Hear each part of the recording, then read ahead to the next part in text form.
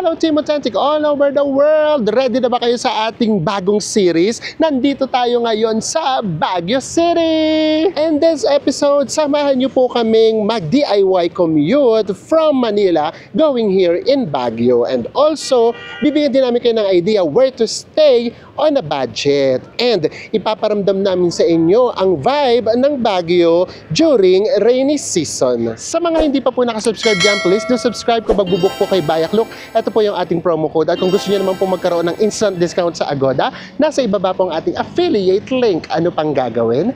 Tara na! Go with me, Mel! I just want us to go.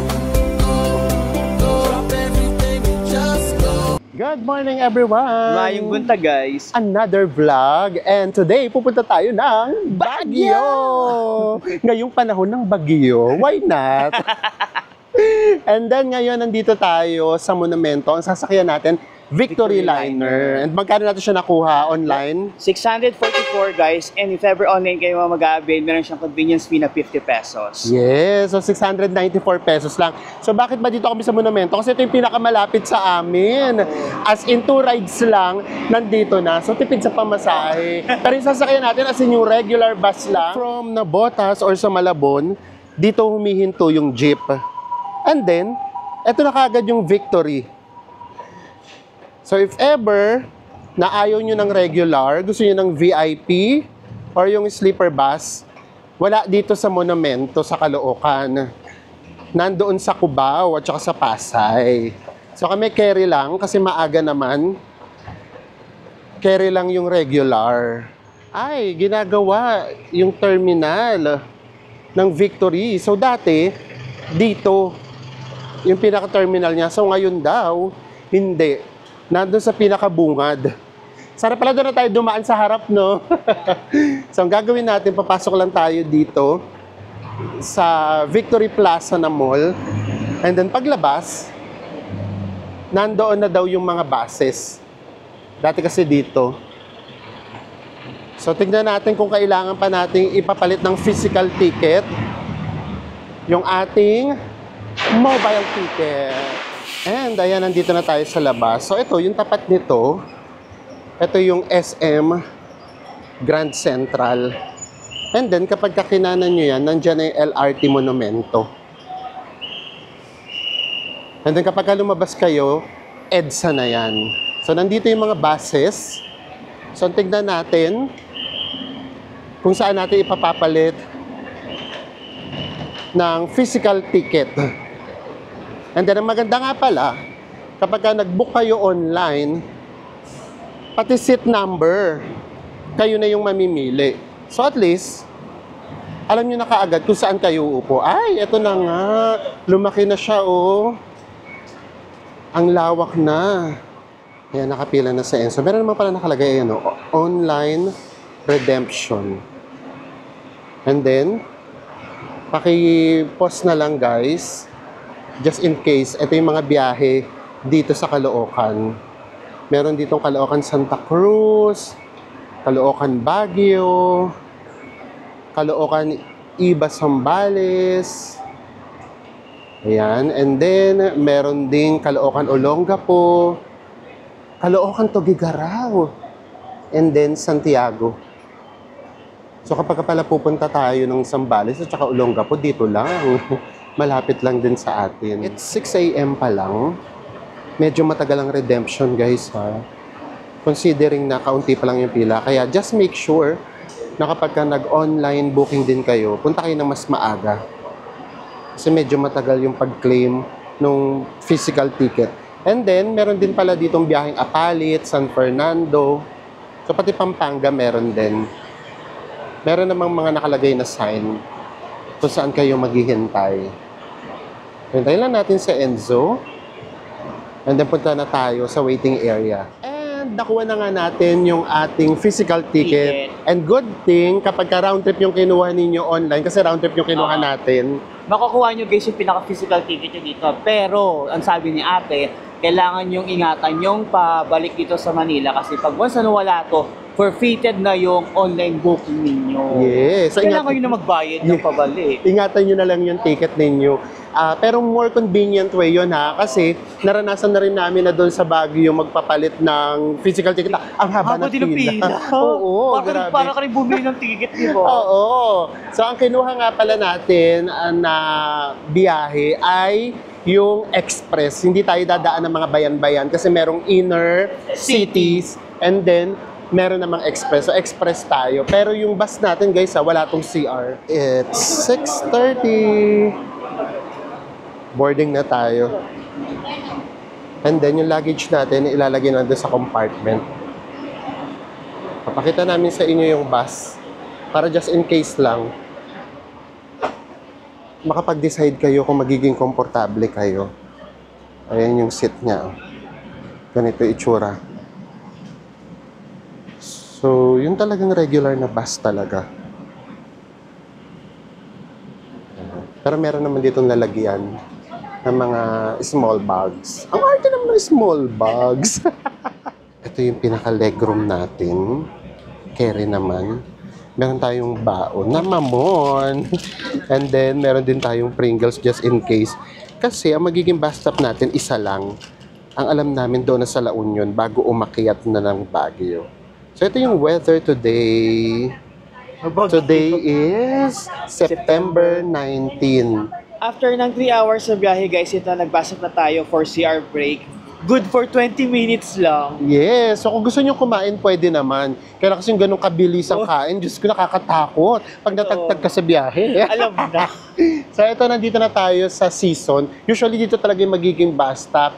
And then, from here, mga 1 hour to 1.5 hour na lang, paakyat ng Baguio. Just in case lang talagang nagutom talaga kayo. Go. Pero kami, hindi kami kakain ng rice. Ang hinahanap nga ni Enzo, banana Q. And then, para mabilisan lang, pwede nyo naman ibaon, no? May mga ihaw, may siopaw, may siomay, and then dito may mga ihaw-ihaw, mga hotdogs. Yan. And then, ito may mga kutsinta. Tapos yun nga, kung gusto niyo ng rice meals, meron din. Kaya, para lang may idea kayo, kailangan nyo magpigil ng wiwi ng 3 hours. Kasi 3 hours muna yung biyahe bago mag-CR break. And nakabili na nga tayo. So ito lang yung binili natin. Isang tender juice in hotdog, magkano to? 35 pesos. And then barbecue, 45. 45. So tig 80 pesos lang kami ni Enzo. Papapakin lang natin sa bus. And then yung toilet naman, may bayad siya na 5 pesos.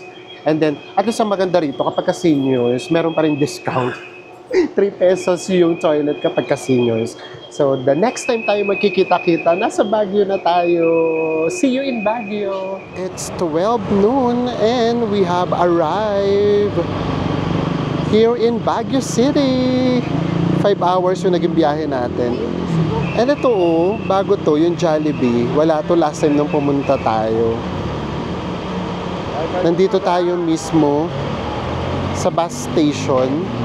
And then, ang accommodation natin ay sa Session Road, which is 15 minutes walk.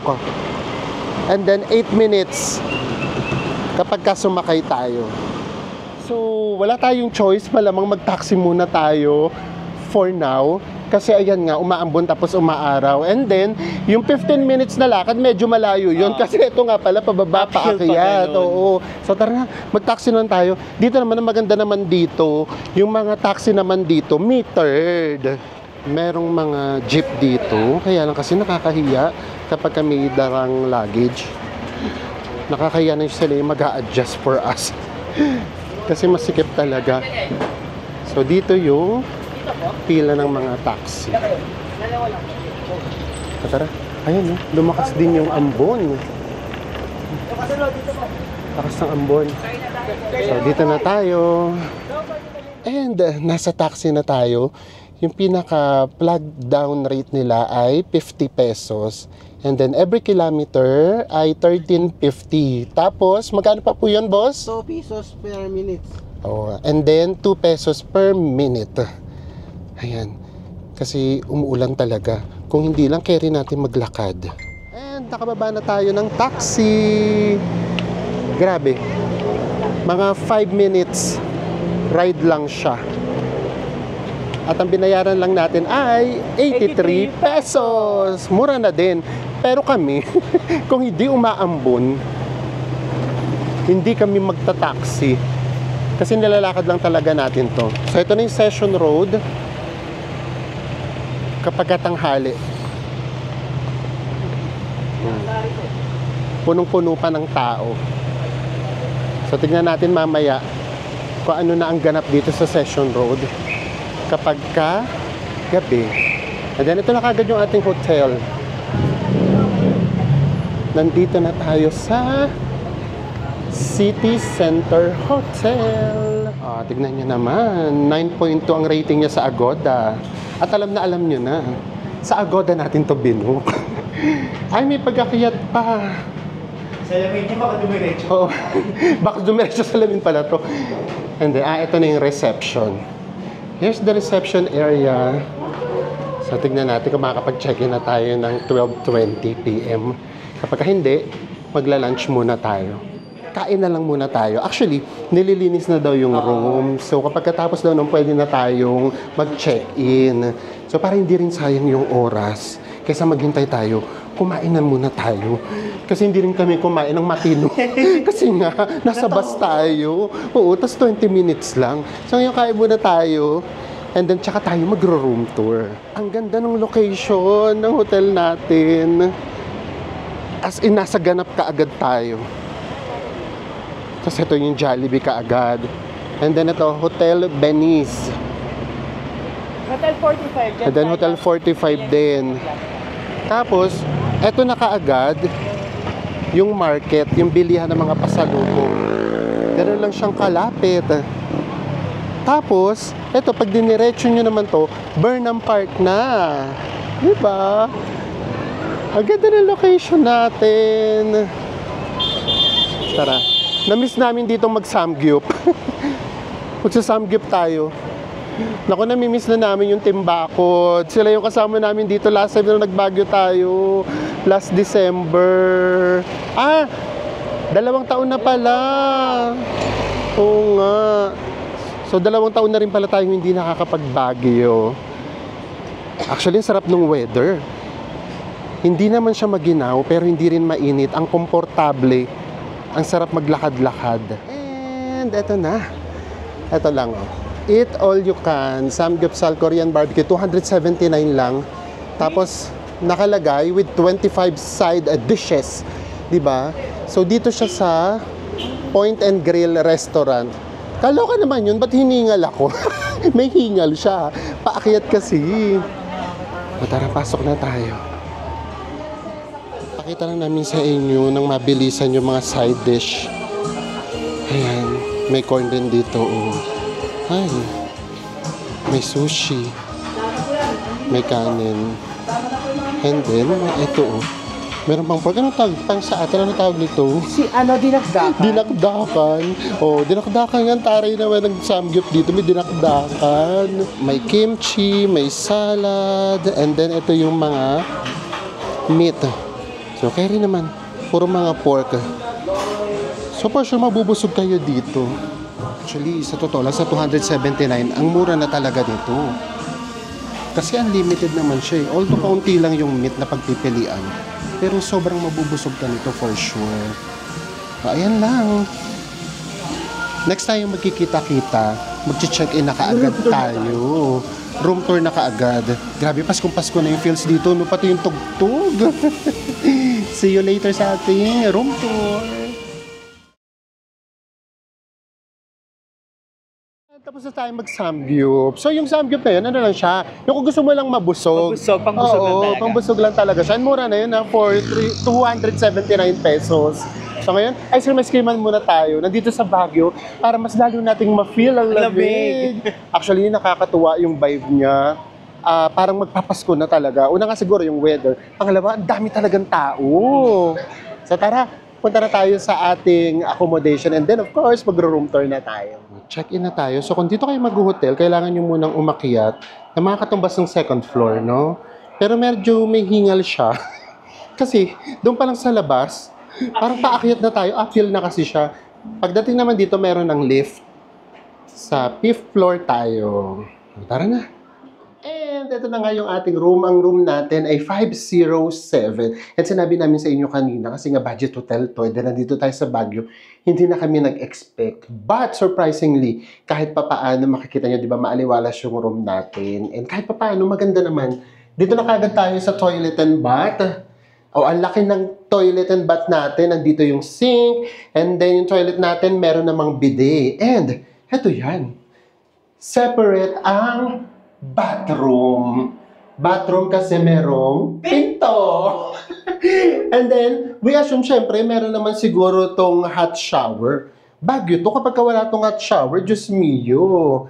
And then, ayan, nakita nyo na, malaki yung ating toilet and bath. Kasi ito yun, ang nakainan yung ating bedroom. Ito yung pinaka-bathroom natin. Meron tayo ditong 2 single beds and guys, with AC. So usually, di ba kapag budget hotel sa Baguio, fun room lang siya. Pero ito, with AC siya. And dito, meron tayong TV. Pero yung TV niya, hindi na siya smart. Hanap pa tayo ng smart. And then, ayan, meron ditong desk. Wala nga lang fridge. And ito yung ating view. Actually, maaliwala siya. Yung view natin, ano tawag dito, Bes? Partial Session Road View. Kailangan mo tumagilid. Wait lang. Ayan, ayan. Ayan yung Session Road. And ito nga yung view natin. Ayan yung pinaka-Session Road. Nandyan yung Jollibee, McDo, yung Venice Hotel.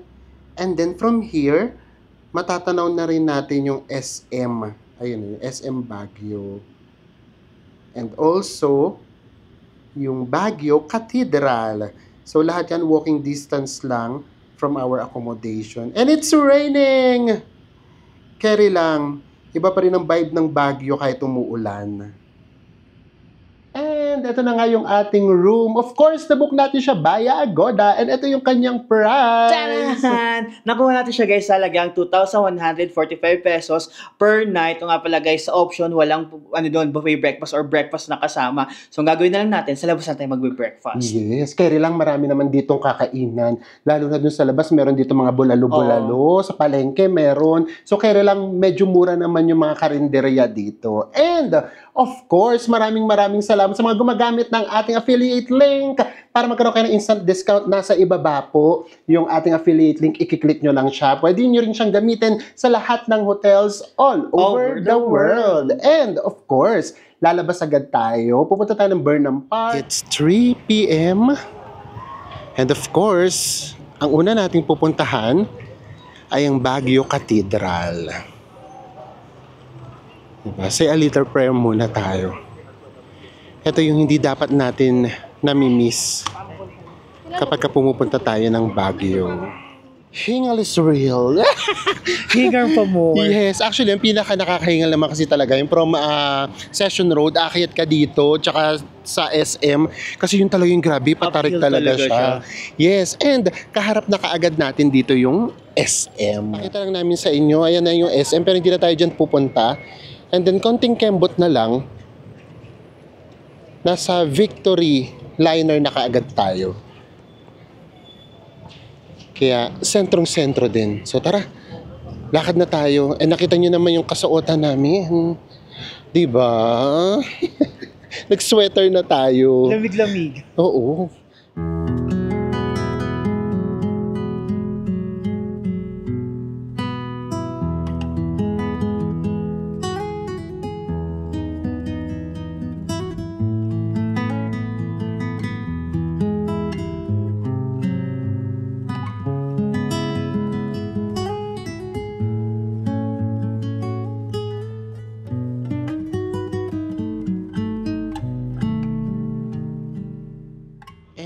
Nakalabas na tayo. Umuulan pa yan guys ha. Pero ang dami pa ring tao. Kahit turista, marami din. And ito na nga yung SM Baguio. So balik ulit tayo dito. At least ngayon, mas madali na kasi pababa. Pupunta na tayo ng Burnham Park. Tapos mamayang gabi tayo babalik sa Session Road para mas makita nyo yung ganap. Total, nandun lang din naman yung ating accommodation. Hello po sa mga ka-authentic natin nakasalubong natin dito sa Baguio na taga Zambales. Yes! Pasensya na po, di lang po namin natin yung mga pangalan nyo. Oo, talaga nagka-excited tayong lahat. Oo, marami-rami sila. Maraming salamat po. And enjoy po kayo. And updated sila sa mga Updated, videos natin, ah. Maraming salamat po. Ingat po kayo dito sa Baguio. Dito tayo nang galing. Diyan yung Session Road. Tapos dito, sakaya na to. Papunta sa mga tourist destination. Pero bukas na tayo pupunta dyan. Or bukas na natin aalamin yung mga nandyan. Kasi bukas tayo mamamasyal. Actually guys, yung same vibe niya na palagi namin naisip, yung sa Sapa, Vietnam, lalo na pag nasa Burnham Park na kayo. Yes. And siguro nga, malaking factor yung weather. Kasi malamig din dito. Same thing with Sapa, Vietnam.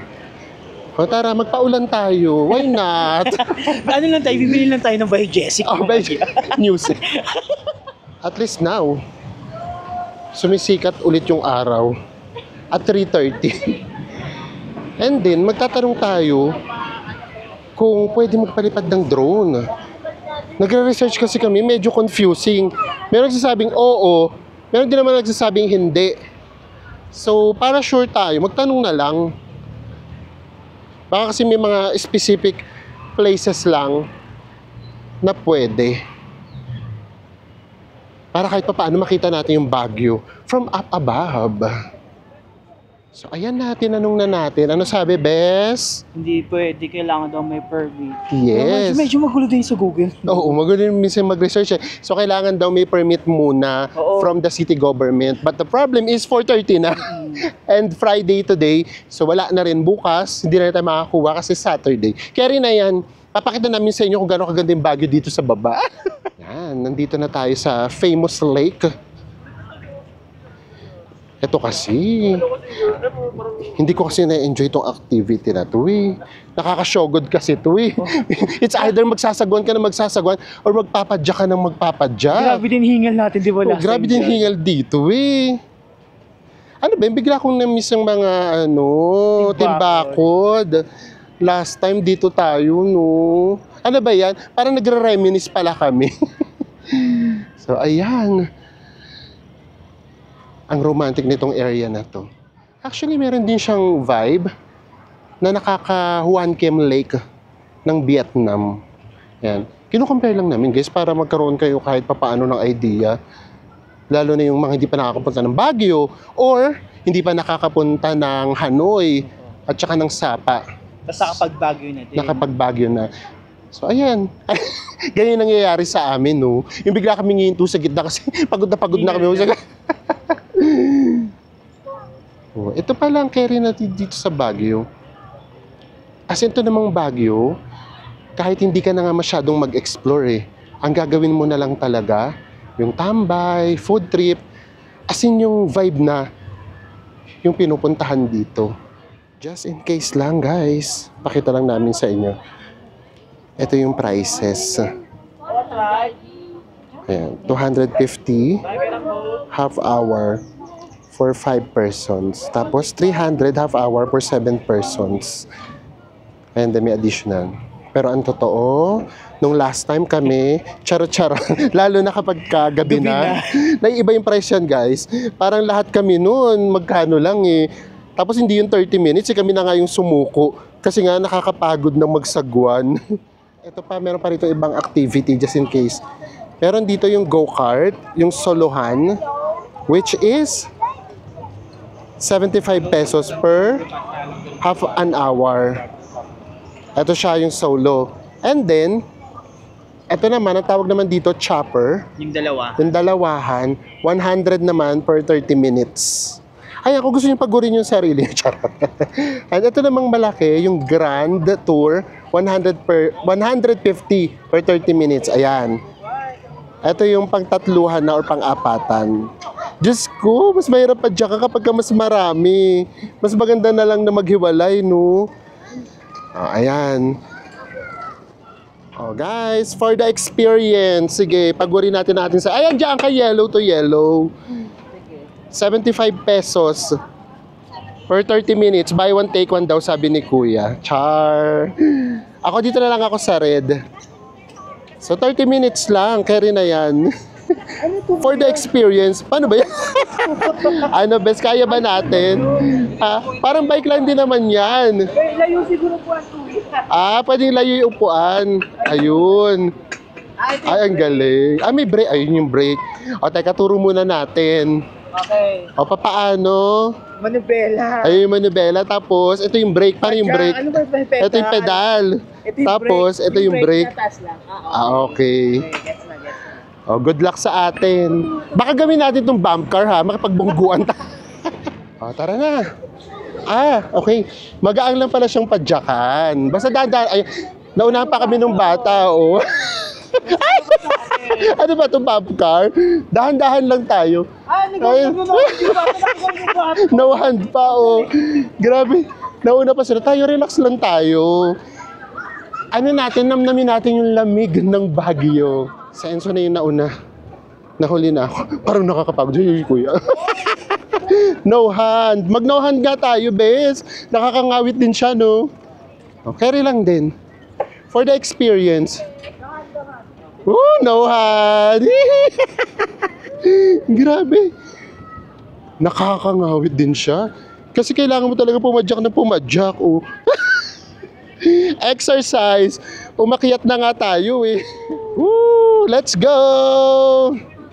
Diba? Why not? Experience natin yung mga hindi natin masyadong na-experience. Woo! Ito yung bata ko. Another pangarap na naman na natupad. Grabe. Oh, no hands. Woo!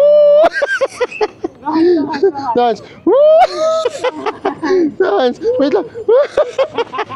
No hands. No hands. Actually, nakakatuwa siya.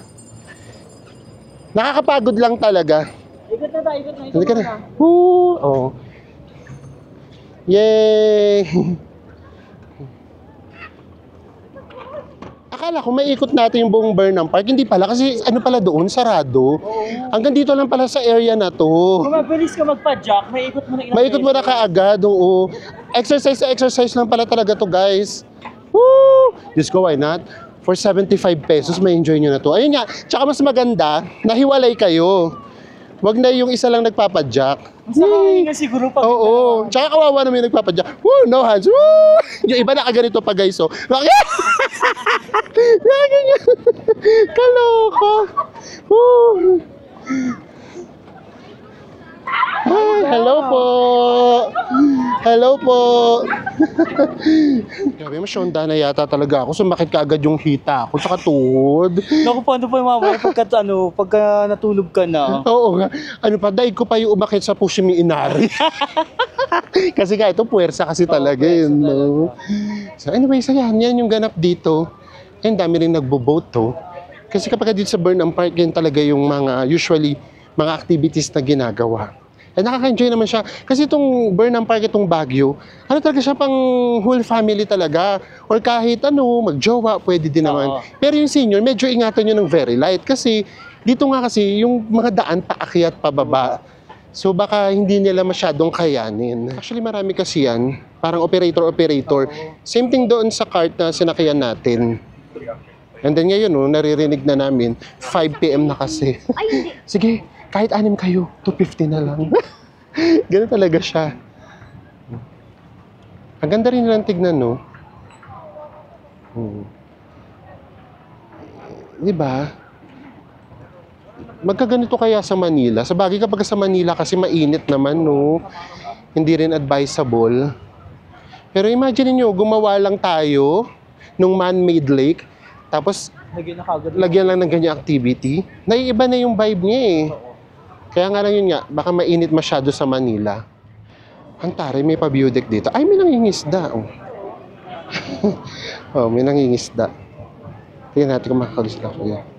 May isda po dyan. Ayun. May isda pala dito. Dito tanong natin yung SM. Ito yung kaisa-isang SM na hindi air-conditioned. Umaambon na naman. So, ganyan yung panahon ngayon. Ay! Tumutunog yung tinatapakan namin. Which is okay lang din naman. Kahit umaambon, hindi pa rin siya nakasira sa vibe ng Baguio. Ay, may isda. Siyempre, kasi kung pupunta rin naman kayo dito ng summer, hindi nga umuulan pero mainit din. Ayun nga, may mga isda, oh. Napakain na yung mga isda. Maliliit na isda. Kapag ka December naman kayo rito pumunta, ay grabe. Baka punong-puno to, hindi na kayo makapagsagwan sa dami ng tao.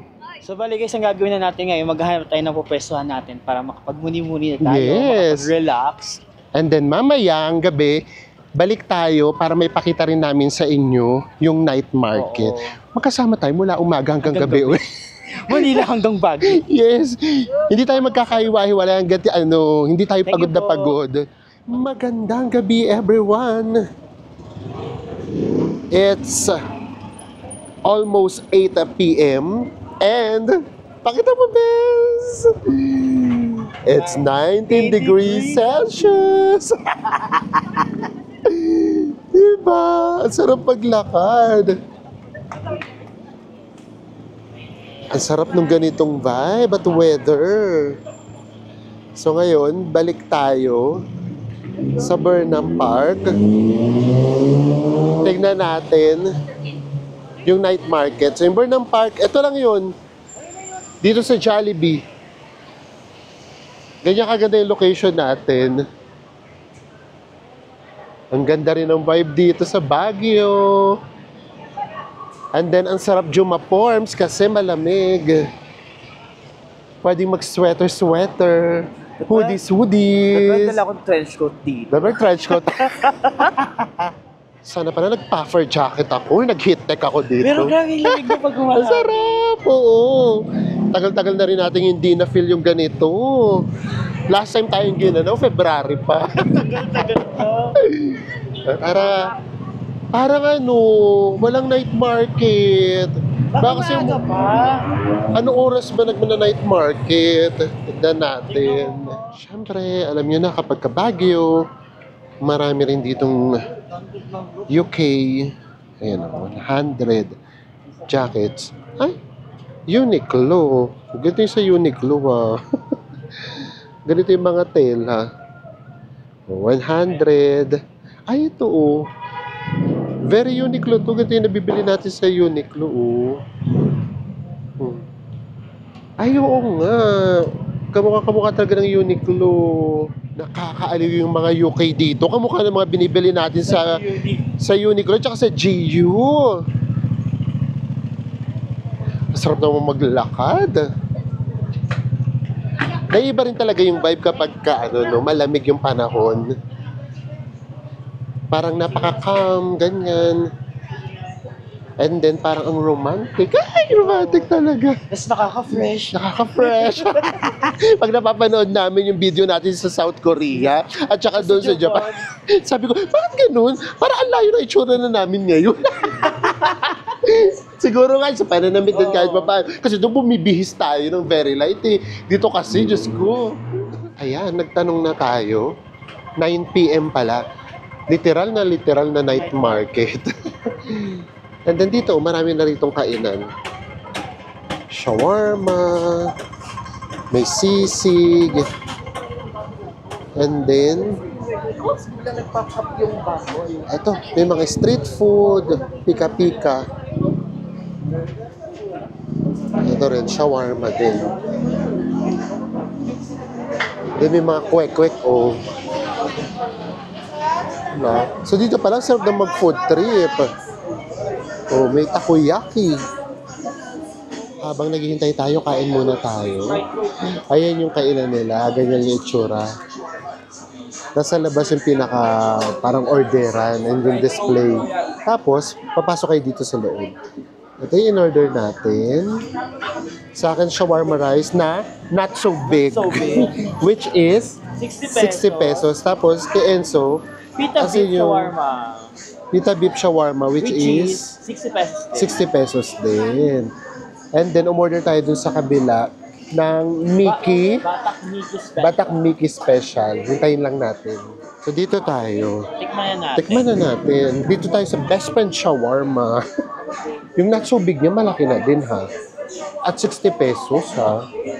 Actually, kapag ka naman kasi sinabi shawarma, yung sauce talaga yun. In fairness ha, for 60 pesos na shawarma rice, sa akin, masarap siya. Sa akin, masarap yung lasa, Oo. yung pinaka-meat niya, no? Ang lasa-lasa mo yung beef na flavor. Oo.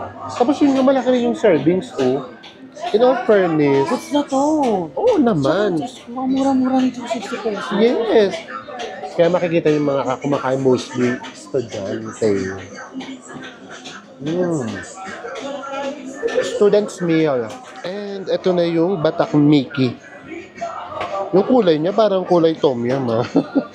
Patanghon, no? So tanghon yung kulay, oh. Ayan. And ito yung pinaka noodles nila. Sa atin kasi, yung Mickey, di ba, yung makapal. Sa kanila hindi. Ayan. And then merong chicharon. And then merong buong egg. It's 70 pesos.